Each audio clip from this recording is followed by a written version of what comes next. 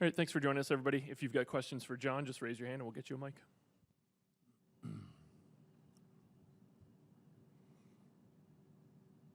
Hey, John. Mitch White had his first few outings for you guys were really solid. It's been a little bit more of a challenge for him the last couple. Where do you think he's run into some issues recently? It's kind of weird. I think there's a lot of swing and miss, and then I think the ones that weren't swung and missed there was some damage done. So I think, stuff's there for sure, and I think his pitch mix got a little bit maybe predictable, a little bit too much, spin, not enough heaters, but kind of settled in a little bit, probably fourth, fifth. Just the one mistake, the Fran mill there when the 0-2 heater, but it's encouraging that there's swing and miss stuff for sure. So then it's just kind of just buckling down on the execution part. Shortly after that, you got the 3-run homer. Did you kind of think that was the start of something for you guys? Yeah, this offense is good, right? And, a couple key at-bats by a couple guys, and Kirky with the big homer, obviously. And, you want to try to keep it right there, one-run game.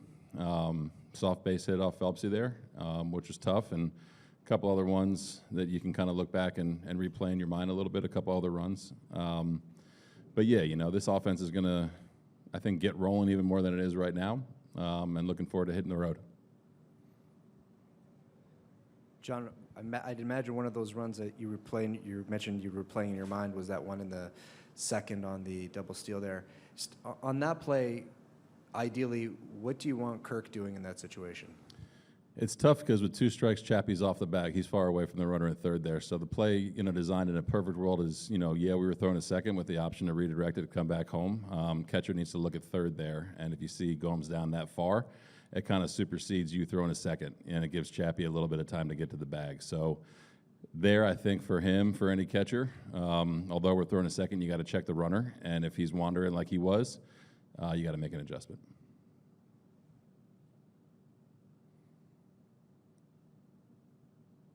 Just to follow up on that, with pop times and all those the milliseconds. If you're checking a runner at third, do you not generally lose the opportunity for you out at second? No, I think your footwork stays the same. It sounds complicated, but it's not a really tough play for a catcher. As you're coming up and kind of doing your thing, you glance over, and it was just like a millisecond off between Chappie throwing his hands up. He was kind of yelling a little bit late. But I think just in a perfect world, your eyes go to third base first as you're getting ready to throw to second. I know it sounds funny, but that's the way we draw it up.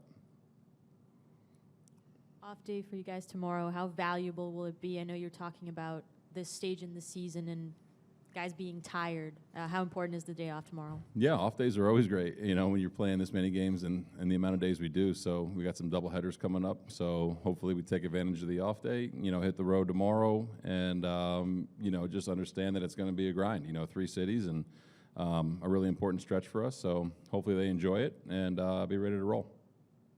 You mentioned pregame that starting pitching is one of the pillars for continued success here. How do you sort of assess where you are, taking into consideration Mitch's outing today in terms of starting pitching? I like where we are. I think our starters, have been really, really good over the past 2 weeks or so, if you can kind of bucket it into that.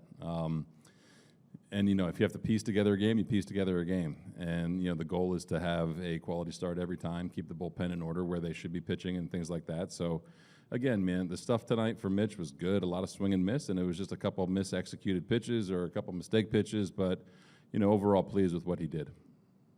John, to follow up on Julia's question about the off day, do you have anything planned in terms of keeping things light ahead of a long trip? No, I think the players take care of that. I think they got a fantasy football draft going on tonight, which would be pretty fun. But no, man, you gotta respect their time off. If it's spent with family or if it's spent, with each other, that's fine. But at this stage of the season, you kind of just take your rest when you can get it. I know we got a few more coming up, so I hope they enjoy it. John, the homer for Kirk had been his first since July 26. If you were diagnosing what you saw over the past month, did it feel like that long? Did you see a change in approach or anything over that span from him? Yeah, it felt kind of long. We joked about it, in the dugout a little bit, but approach, no, I don't think so. I think the quality of his at bats are, they're consistent, have been consistent, and it's pretty amazing that he's one of a few players with more walks and strikeouts and things like that. So it's his first full season. I'm sure he's feeling it physically a little bit, but it was nice for him to kind of clip that slider there. I think it was a slider and get it in the air. John, I know I ask you a lot if there are messages you deliver or anything, but I mean the first couple of long road trips have not gone well for this team. Is there a way to mitigate that going into September, to reframe it for them or something? No, I don't think so. I mean, I think there is something to be said about the calendar actually turning to September and, everyone understanding how important games are. I mean, this was, you win the series here against Chicago 2 out of 3. It was a couple close games, but I think going forward, everyone knows the magnitude of every game. Everyone sees who we're playing on the schedule and who's in the race and things like that. So, there should be no real needed, message or, hey, let's get ready to go. I mean, these guys, they know what's at stake. They know what they need to do. And, if anything, you look at the last road trip we were on in New York and Boston, you like the way that they responded to that kind of challenge. So it's going to be a tough one, and the guys are going to be up for it. This is the first time in a long time that this team has gone into September in a playoff spot. Even given the losing month of August, how do you like where you're sitting right now? I like it. You put yourself in position to have success and, to be in every game that matters for a playoff stretch down the last month. That's great. With that, if you want to call it pressure, that's awesome. I think that's earned, and we've definitely earned that. A lot of teams have earned that to this point. So, the group of guys that are in there are embracing the fact that every game is going to be important. And I think it's great for some of the young guys that we have that are, doing this again like they did last year.